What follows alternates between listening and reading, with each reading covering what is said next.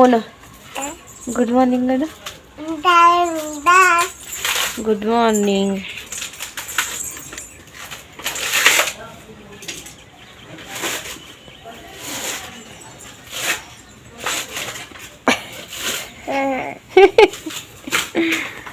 ಪಪ್ಪ ಏನು ಮಾಡ್ತಾರಲ್ಲಿ?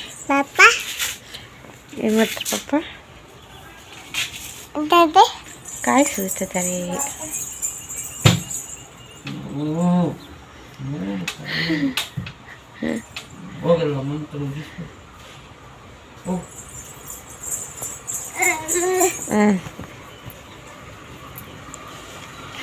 ಆಯ್ತಾ?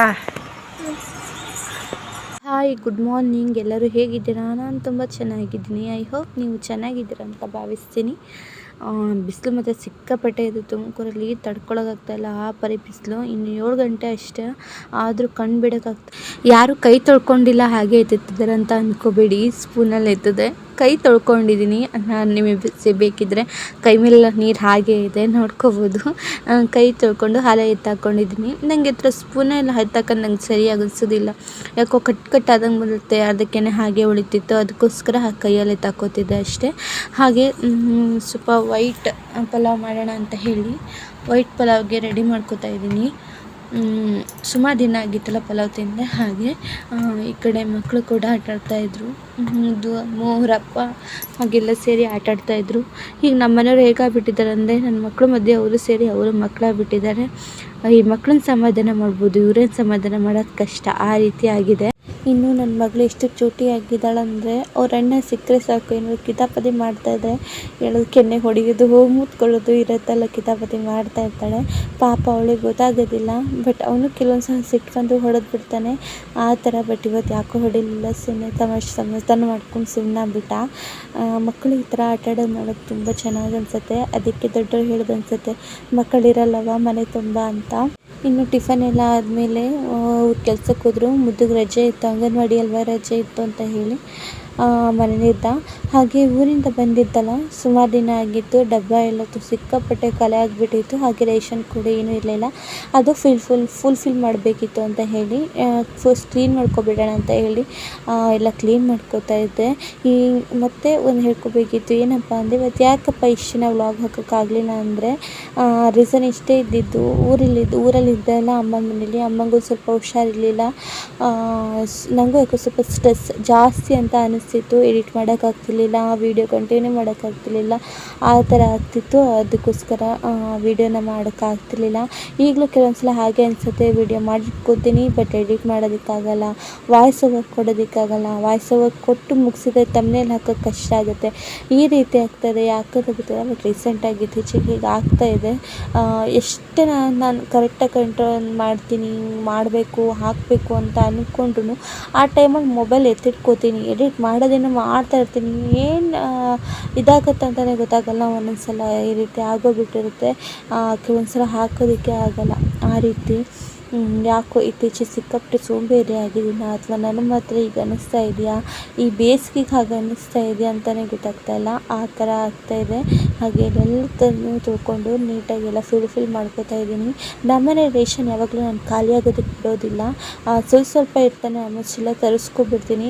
ಹಾಗಾಗಿ ನನಗೆ 1-2 ದಿನ ಲೇಟ್ ಆದರೂ ಹಾಗೆ ಅನಿಸೋದಿಲ್ಲ. ಇನ್ನು ಕೆಲವು ಸಲ ಈಗ ಸ್ವಲ್ಪ ಹುಟ್ಟಿದ ಮೇಲೆ ಏನಾಗ್ಬಿಟ್ಟಿದೆ ಅಂದರೆ, ಫುಲ್ ಅವಳ ಕಡೆನೇ ಗಮನ ಇರೋದ್ರಿಂದ ನನಗೆ ಅನಿಸ್ಬಿಟ್ಟಿದೆ. ಕೆಲವೊಂದು ಸಲ ಅಯ್ಯೋ ಖಾಲಿ ಆಗಿಬಿಟ್ಟಿತ್ತಲ್ಲ, ಅರ್ಜೆಂಟ್ ಹೇಳ್ದಾಗ ನಮ್ಮನೆ ಹೇಳ್ತಾ ಇರ್ತಾರೆ, ಮೊದಲು ಸ್ವಲ್ಪ ಇದೆ ಅನ್ನೋ ಟೈಮಲ್ಲೇ ಹೇಳ್ಬಿಡ್ತಿದ್ದೆ, ಈಗ ಯಾಕೆ ಹಾಗೆ ಮಾಡ್ತಾ ಇದೆಯಾ ಅಂತ. ಬಟ್ ಗೊತ್ತಿಲ್ಲ, ಫುಲ್ ಮಗಳ ಕಡೆ ಗಮನ ಇರೋದ್ರಿಂದ ಹೀಗಾಗ್ತಾಯಿದೆ ಅಂತ ಅಂದ್ಕೋತೀನಿ. ಎಲ್ಲ ಕ್ಲೀನ್ ಮಾಡಿಕೊಂಡು ಆಯಿಲ್ ಡಬ್ಬ, ಇದು ಬಜ್ಜಿದ್ದು ಯಾವ ಥರ ಆಗಿತ್ತಂದರೆ, ಅದಕ್ಕೆ ಅನ್ಸುತ್ತೆ ಮನೇಲಿ ಹೆಣ್ಮಕ್ಳು ಇರಬೇಕು ಅಂತ ಅನ್ನೋದು. ಫುಲ್ ಏನೇನಿದೆ, ಏನು ಕೊಳಕಾಗಿದೆ ಎಲ್ಲ ನೋಡಿ ತೆಗಿತಾರೆ ಅಂತ. ಈ ಆಯಿಲ್ ಡಬ್ಬನ ಊರಿಗೆ ಹೋಗಿ ಬರೋದೊಳಗೆ ಈ ಥರ ಆಗಿಬಿಟ್ಟಿದೆ. ನಮ್ಮನೆ ಹೇಳ್ತಾ ಇದ್ರು, ನಾನು ಕ್ಲೀನ್ ಮುಟ್ಟಿಲ್ಲ ಕಣಮ್ಮ, ಅದು ಗ್ಲಾಸಿಂದ ನೀನಿಲ್ಲ ಅಂದರೆ ನಾನು ಮುಟ್ಟೋದಿಲ್ಲ ಅಂತ. ಬಟ್ ಆದರೆ ಅದು ನಮ್ಮನೆ ಆಯಿಲೆಲ್ಲ ಹೋಗ್ಲಿಕ್ಕೆ ಜಾಗ ಇಲ್ಲ. ಅಂದರೆ ಏನು ಹೊಗೆ ಆಡಿದ್ರು ಅಡುಗೆ ಮೇಲೆ ತುಂಬಿಕೊಡುತ್ತೆ ಅಡುಗೆ ಮಾಡುವಾಗ. ಅದಕ್ಕೋಸ್ಕರ ಆದರೂ ಅಡುಗೆ ಮಾಡ್ತಾಯಿಲ್ಲ, ಆಯಿಲೆಲ್ಲ ಹಾರಿ ಮಾಡಿ ಈ ಥರ ಆಗಿರ್ಬೇಕಂತ ಅಂದ್ಕೊಂಡು ಬಿಸಿನೀರೆಲ್ಲ ತೊಳೆದು ಬಿಸಿನೀರು ಹಾಕಿ ಎತ್ತಿಟ್ಕೊಂಡೆ. ಇಲ್ಲಿ 2 ಜೋಡಿ ಪಾರಿವಾಳ ಚೆನ್ನಾಗಿ ಆಟಾಡ್ತಾಯಿದ್ವು. ಹಾಗೆ ನಾನು ಊರಿಗೆ ಊರಿಗೆ ಹೋಗಿದ್ನಲ್ಲ, ಅದಕ್ಕೋಸ್ಕರ ಗಿಡಕ್ಕೆ ನೀರು ಹಾಕಿರಲಿಲ್ಲ. ತುಳಸಿ ಗಿಡ ಎಲ್ಲ ಬಾಡೋಗ್ಬಿಟ್ಟಿತ್ತು. ತುಂಬ ಚೆನ್ನಾಗಿತ್ತು, ಚಿಗುರು ಚಿಗುರು ಇತ್ತು. ತುಂಬ ಬಾಡೋಗಿದೆ ಅಂತ ಹೇಳಲ್ಲ, ನಾನಿರುವಾಗ ತುಂಬ ಚೆನ್ನಾಗಿ ನೋಡ್ಕೊತೀನಿ. ನಂಗೆ ಗಿಡಗಳ ಮೇಲೆಲ್ಲ ತುಂಬ ಆಸೆ, ತುಂಬಾ ಇಂಟ್ರೆಸ್ಟು. ಅದಕ್ಕೋಸ್ಕರ ಅದು ಇತ್ತೀಚೆಗೆ ಜಾಸ್ತಿ ಆಗಿಬಿಟ್ಟಿದೆ. ತುಂಬ ಗಿಡ ನೆಡಬೇಕು, ತುಂಬ ಚೆನ್ನಾಗಿ ನೋಡ್ಕೋಬೇಕು, ಆ ತರಕಾರಿ ಹಾಕಬೇಕು, ಈ ಸೊಪ್ಪು ಹಾಕಬೇಕು ಅನ್ನೋದು ಆಸೆ ಇದೆ. ಬಟ್ ಆದರೆ ಇಲ್ಲಿ ಮೇಲಿದ್ದೀವಲ್ವ, ಮಣ್ಣು ಸಾಕಾಗೋದಿಲ್ಲ.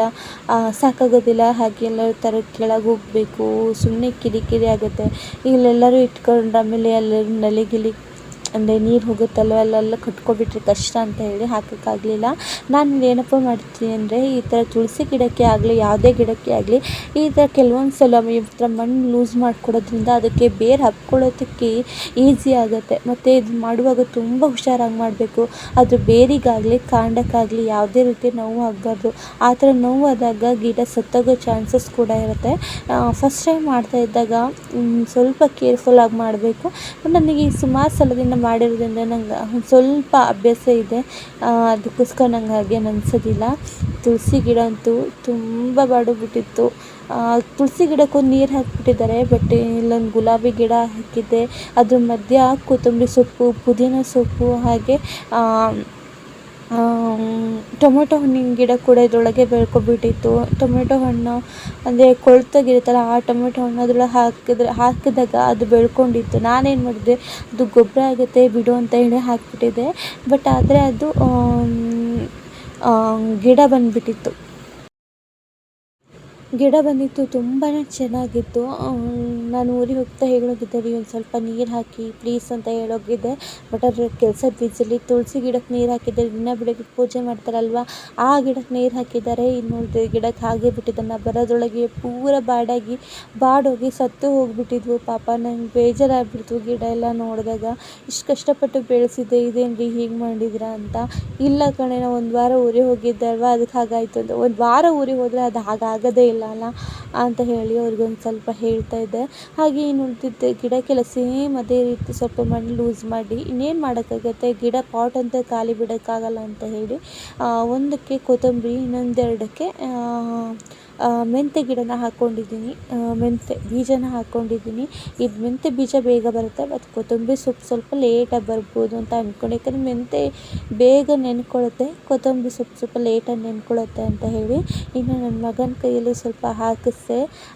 ಅಂದರೆ ಅವನು ಪಾಪ ಕೆಲಸ ಮಾಡ್ತಾ ಬರ್ತಾ ಇದ್ದಮ್ಮ, ನಾನು ಮಾಡ್ತೀನಿ ಅಂತ ಹೇಳಿ, ಅದಕ್ಕೆ ತಗೊಳಪ್ಪ ಹಾಕಂತ ಅವನಿಗೊಂದೆರಡು ಕಾಳು ಕೊಟ್ಬಿಟ್ಟು ಮಣ್ಣು ಲೂಸ್ ಮಾಡಿ ಅದ್ರ ಮೇಲೆ ಸ್ವಲ್ಪ ಮಣ್ಣು ಹಾಕಬೇಕಿತ್ತು. ಬಟ್ ನಾನೇನು ಮಾಡಿದೆ ಅಂದರೆ, ಹಾಕಿಬಿಟ್ಟಿದ್ನಲ್ಲ ಅಂತ ಹೇಳಿ ಮಣ್ಣು ಹಾಗೆ ಕೆದರಿ ಹಾಕಿ ಮತ್ತೊಂದು ಸಲ ಮಣ್ಣು ಕೆದರಿ ನೀರು ಹಾಕಿಬಿಟ್ಟೆ. ಇವತ್ತಿನ ವ್ಲಾಗ್ ಇಲ್ಲಿಗೆ ಎಂಡ್ ಮಾಡ್ತೇನೆ. ನಿಮ್ಗೆ ಇಷ್ಟ ಆದರೆ ಲೈಕ್ ಮಾಡಿ.